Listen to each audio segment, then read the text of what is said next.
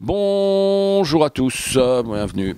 Voilà, ce soir, nous recevons Christophe Ono Di Bio. Bonsoir. On le connaît depuis quelques années, c'est un bonheur. C'est un auteur très prolifique en ce moment. On l'a connu pour la littérature, là il est là pour la Minute Antique, pour la Nuit Espagnole. Mais si je l'ai à mon micro, c'est pour le petit YouTube, donc les livres on va en parler après. Hello, bienvenue. Bienvenue Christophe, quelle est ton actualité? Deux livres, hein, voilà. Là, comme tu l'as dit, La Nuit Espagnole, chez Stock. Le récit d'une nuit enfermée dans un musée, au musée Picasso, avec un artiste génial.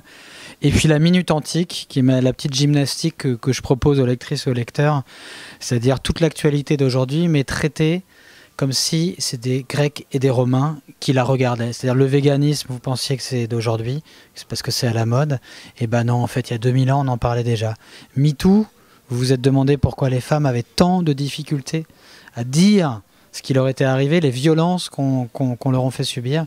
Eh bien parce qu'il y a 2500 ans, elles ont eu symboliquement la langue tranchée.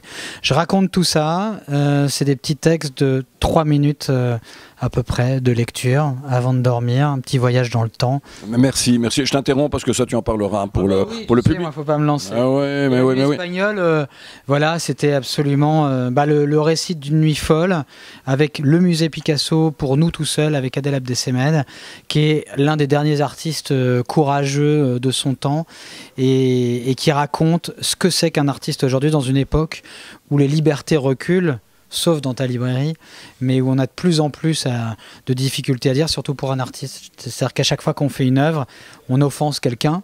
Ouais, mais quand Picasso fait Guernica, il offense quelqu'un, il offensait les fascistes, par exemple.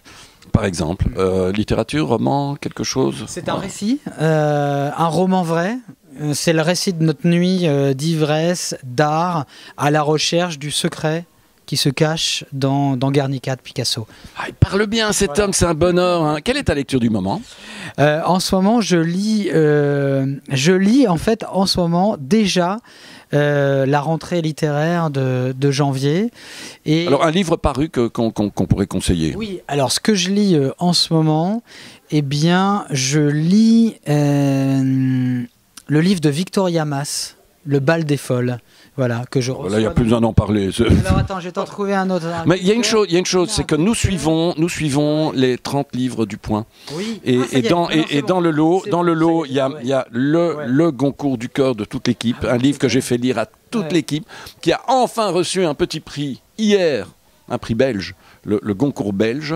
J'espère, je croise les doigts, qu'il ait le prix des libraires l'année prochaine, si ce n'est que dans le prix des libraires, il y a le prix Filigrane ou le cœur du monde, donc pourquoi pas. C'est Le Ghetto intérieur de Santiago Amigorena. J'adore, on a adoré ce livre. En fait, ce livre a eu aussi le prix des lecteurs de Nancy, Le Point, qui est un prix qu'on remet à la foire du livre de Nancy, en fait, qui ouvre. J'adore ce livre.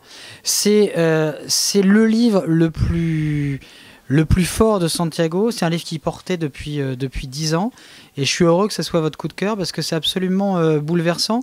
Surtout le contraste entre le choix de ces gens qui partaient pour se libérer de la mère juive qui était restée, en se disant, allez, je vais vivre ma vie dans le nouveau monde, me faire des nouveaux amis et ça. Et l'histoire qui malheureusement avance et qui va empêcher cet homme-là de faire venir justement... Ça, c'est notre coup de cœur. Alors, tu avais ta lecture. Coup de cœur pour vous. Oui. Le livre que j'ai préféré, moi, de l'année, un livre qui s'appelle Héros et nageurs, aux éditions Nevikata, qui sont cette petite maison d'édition qui avait publié Les Routes de la Soie. On les défend énormément. J'adore. On a reçu l'auteur d'ailleurs des Routes de la Soie pour nous remercier. Absolument. J'aimerais bien quelques milliers d'exemplaires déjà. Écoute, formidable.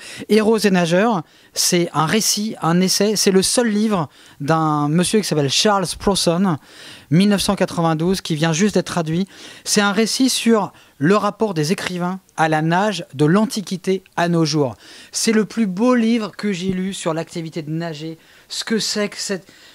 Rappelons plongée, n'est-ce pas? Évidemment, j'ai eu l'impression de prolonger ça. C'est d'ailleurs depuis, tu vois, Mishima, Maupassant, les auteurs de l'Antiquité, ce que c'est que ce plaisir de l'eau. On n'a jamais écrit aussi bien sur le plaisir de l'eau, de se baigner. Lui-même est un grand nageur, tous les dandys. Je vous dis, Byron, Mishima, Maupassant, les écrivains sont souvent des grands nageurs. Il explique pourquoi. Et c'est une promenade à travers toutes les plus belles séances de natation d'écriture. Jamais je n'aurais eu l'intention de lire ce livre. qui m'a donné envie. Tu sais T'es un bon vendeur. T'es un bon vendeur. Quand il parle de Flaubert qui se baigne, il dit voilà, Flaubert rêvait d'être une sorte de grand corps parcouru par des milliers de seins liquides. Voilà. C'est beau, c'est très beau. Très beau. Mais il faut reconnaître qu'il faut le faire quand même. Et écrire un livre sur le plaisir de nager de l'eau. Vraiment, tout le monde peut lire ce livre. Moi, c'est un livre que j'offre en fait pour Noël.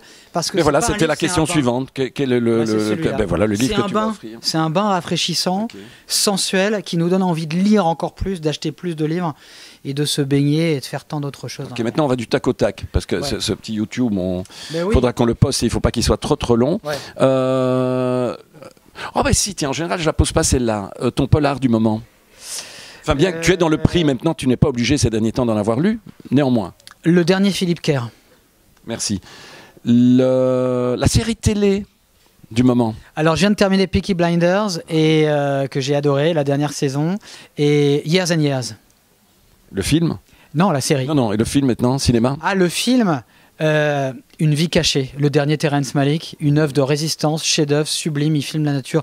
On dit que c'est un film chrétien, moi je trouve que c'est un film païen, qui sublime la nature et l'envie d'aimer, et on n'a jamais filmé comme ça, et la chevelure d'une femme, et les épis de blé dans la nature, et le ciel changeant.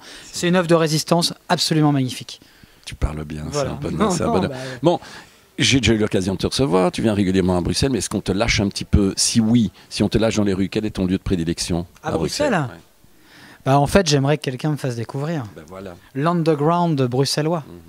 La vie nocturne, la création, c'est vraiment des allers-retours. Les artistes, j'aimerais aller à une grande soirée d'artistes, de créateurs, une soirée folle, une sorte de nuit espagnole qui serait une nuit bruxelloise.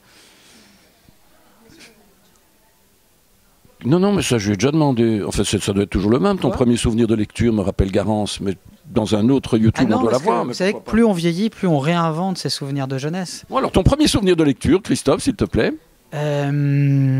L'accueil d'Ulysse sortant de l'eau tout dépenaillé, tout nu, par la jeune princesse Nausicaa, et Ulysse qui lui dit « Es-tu déesse ou mortelle ?» Le plus beau compliment qu'on puisse faire à une femme, surtout quand on veut qu'elle nous vienne en aide. Tu peux rencontrer encore un être vivant, une star, quelqu'un d'intouchable. Qui désires-tu rencontrer? En ce moment, j'aimerais bien rencontrer Scorsese. Voilà, je désespère pas. Voilà, en tant que journaliste, tu pourrais. Là, on va terminer, parce qu'il y a probablement des gens qui t'attendent. Notre petit objectif, tu le regardes. Tu dois donner un conseil aux jeunes aujourd'hui. Quel est-il? N'oubliez pas de vivre. Parfait, merci. Je dis ça parce que... Non, tu peux. Non, mais parce que on est... Non, mais je devrais pas dire. Non, mais parce que, en fait, j'arrive de France où, vous savez, on parle que de la retraite. On parle que de la vieillesse. Et j'aimerais aussi que la jeunesse pense aussi à la jeunesse. Voilà. On ne peut pas avoir... Je veux dire, quand on est jeune, on n'a pas les tempes grises encore comme moi. Donc, n'oubliez pas de vivre, quoi. Et les vieux comme moi lisaient Bruckner. Voilà, exactement. Et il y a un très beau texte de Bruckner dans Le Point, d'ailleurs, de cette semaine. Voilà. Merci, monsieur. Voilà.